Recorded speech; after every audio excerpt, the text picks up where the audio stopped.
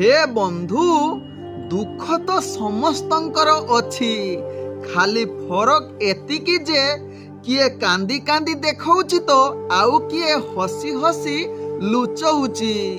ओम विष्णवे नमो। नमस्कार, मु ज्योतिर्विद जजाति केशरी दास नेई आसीछि वृषराश व्यक्तिंकर 2026 रो वार्षिक राशिफल।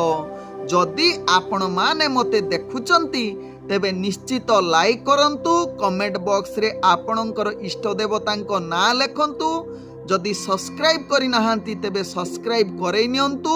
तत्सहित बेल आइकन बटन निश्चित दबाई दियंतु, कारण मु छाड़ुथिबा वीडियो गुड़िक प्रथमे आपण माने देखि पारिबे।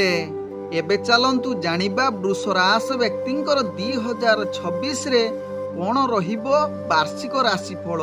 ए वर्ष जहाँकि कार्य एवं व्यवसाय दृष्टिकोणरू अनुकूल रहिबो बृहस्पति पाई।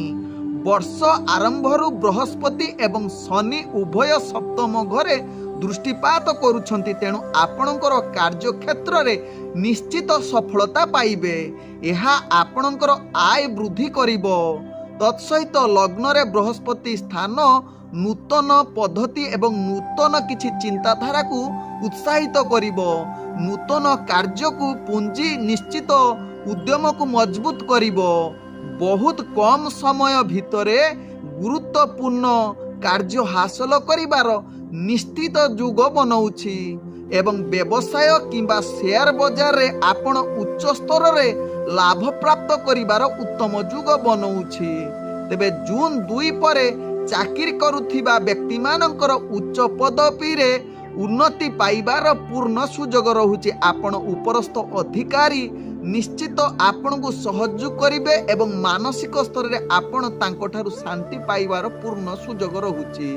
तेबे धन संपत्ति दृष्टिरू जहाँकि वृषराश व्यक्तिंकर 2026 रे एहे वर्ष निश्चित शुभ हेबो। वर्ष आरंभरू अनुकूल व्यावसायिक परिवेश दृष्टिरू आपण आय अनेक परिमाण रे करिवे।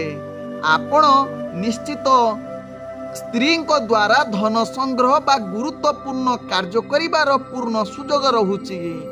जून 2 परे अटकी जाइथिबा कार्य मध्य अर्थात अटकी जाइथिबा अर्थ मध्य फेरी पाइबार पूर्ण सुजोग रहुछि।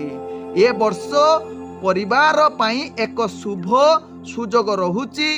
तसहित आपण टिके अनावश्यक खर्च ठारू दूरता रहिले आपणक पाई भलो रहिबो। 31 अक्टोबर परे बृहस्पति तृतीय घरे गोचर करिवे, जहाँकि सामाजिक धार्मिक कार्य रे आपण अधिक लिप्त रहिबार पूर्ण सुजोग रहुछि। तेबे ए वर्ष जहाँकि घर एवं परिवार एवं सामाजिक दृष्टिरू आपणक पाई एक अनुकूल जुग बनौछि। तत्सहित आरंभ रे बृहस्पति शनि मिलित भावर थिबारु आपण सप्तम घरे दृष्टिपात करुथिबारु जीवन साथी बा नूतन जो माने प्रेम इच्छा रखिचंती सेमानक पई एक शांति एवं सुसंगीत परिवेश सृष्टि करि पारे। परिवार सदस्यंक सहित भल मनोभाव रहिबो एवं निजर परिवार वर्गंक सहित हस खुशी रे दिन कटिबार सुजोग रहिबो। परिवार समस्तंकर मन एक रहिबो। जदि आपण विवाह पई आग्रह बा उचित बयस होईछि तेबे आपणक पई अति उत्तम जुग कहिले अतिरिक्ति हेबो नाही। ए वर्ष जून 2 परे आपणकर परिवार जने नूतन सदस्यर आगमन रहुछि।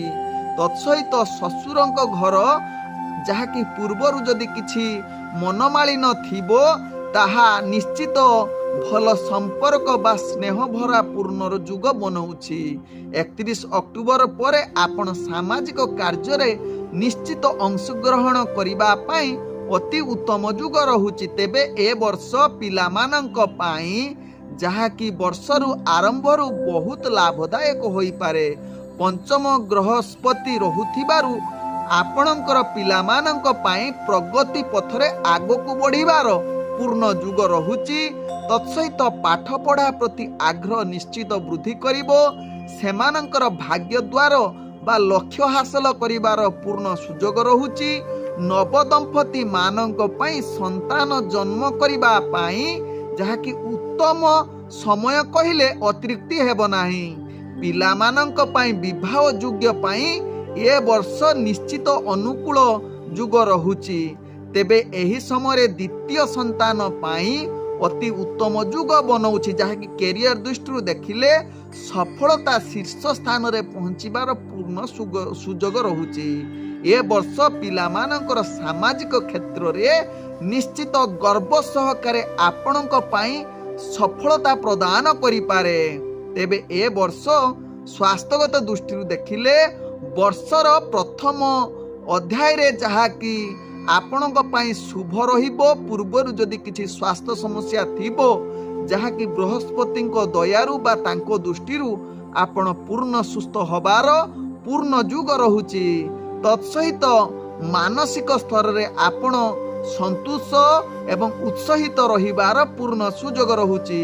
ତେବେ ଆପଣଙ୍କୁ ସ୍ୱାସ୍ଥ୍ୟଗତ ଦୃଷ୍ଟିରୁ ଦେଖିଲେ ଠିକ୍ ସେ ଦିନଚର୍ଯ୍ୟା ବଜାଇ ରଖନ୍ତୁ। କୌଣସି ଋତୁଗତ ରୋଗରେ ଆପଣ ପୀଡ଼ିତ ହେବେ ନାହିଁ, ପୂର୍ଣ୍ଣ ସୁସ୍ଥ ରହିବେ। ତେବେ ନଭେମ୍ବର 25 ପରେ ରାହୁ ଅଷ୍ଟମ ଘରେ ଗୋଚର କରିବେ। ତେଣୁ ଏହି ସମୟରେ ଆପଣଙ୍କର ହଠାତ୍ ସ୍ୱାସ୍ଥ୍ୟ ଖରାପ ହୋଇପାରେ। ତେଣୁ ଏହା ପ୍ରତି ନିଶ୍ଚିତ ଧ୍ୟାନ ଦେବାର ଆବଶ୍ୟକତା ରହିଛି। ତେଣୁ ଅତ୍ୟନ୍ତ ଯତ୍ନ ସହକାରେ ନିଜର ସ୍ୱାସ୍ଥ୍ୟ ପ୍ରତି ଧ୍ୟାନ ଦେବାର ଆବଶ୍ୟକତା ରହିଛି। ତେବେ ଏ ବର୍ଷ କ୍ୟାରିୟର ଦୃଷ୍ଟିରୁ ଦେଖିଲେ ଆପଣ ପ୍ରତିଯୋଗିତାମୂଳକ କ୍ଷେତ୍ରରେ ସଫଳତା ପାଇବାର ଅତି ଉତ୍ତମ ଯୁଗ ବନଉଛି। ଯଦି ଆପଣ ଜଣେ ଉଚ୍ଚ ଶିକ୍ଷିତ ପ୍ରତିଷ୍ଠାନ କରିବା ପାଇଁ ଆଗ୍ରହ ରଖିଛନ୍ତି, ତେବେ ପ୍ରଥମ ବର୍ଷର ଆରମ୍ଭରେ ଆପଣଙ୍କ ପାଇଁ ଅତି ଉତ୍ତମ ସମୟ କହିଲେ ଅତ୍ୟୁକ୍ତି ହେବ ନାହିଁ। ପଞ୍ଚମରେ ବୃହସ୍ପତି ଥିବାରୁ ଆପଣଙ୍କର ପ୍ରଭାବ ଛାତ୍ରଛାତ୍ରୀମାନଙ୍କ ପାଇଁ ଅତି ଉତ୍ତମ ଯୁଗ କହିଲେ ଅତ୍ୟୁକ୍ତି ହେବ ନାହିଁ। ଜୁନ ପରେ ପ୍ରତିଯୋଗିତାମୂଳକ ପରୀକ୍ଷାରେ ଆପଣ ନିଶ୍ଚିତ ସଫଳତା ପାଇବେ। ଯେଉଁମାନଙ୍କର ଦରମା ପାଇନାହାନ୍ତି କିମ୍ବା ଚାକିରି ଜନିତ କିଛି ସମସ୍ୟା ଥିବ, ସେମାନଙ୍କ ନିଶ୍ଚିତ ଏହି ସମସ୍ୟା ଗୁଡ଼ିକ ନିଶ୍ଚିତ ଦୂରୀଭୂତ ହେବାର ଅତି ଉତ୍ତମ ଯୁଗ ବନଉଛି। ତେବେ ଏ ବର୍ଷ ଯେଉଁମାନେ ଭ୍ରମଣ କିଛି କାର୍ଯ୍ୟ ବା କିଛି ସ୍ଥାନାନ୍ତରିତ ପାଇଁ ଇଚ୍ଛା ରଖିଛନ୍ତି, ଏ ବର୍ଷ ମଧ୍ୟମ ଭାଗରେ ଅର୍ଥାତ୍ ବର୍ଷର ମଧ୍ୟମ ସମୟରେ ଆପଣଙ୍କ ପାଇଁ ଅତି ଉତ୍ତମ ଯୁଗ ରହୁଛି।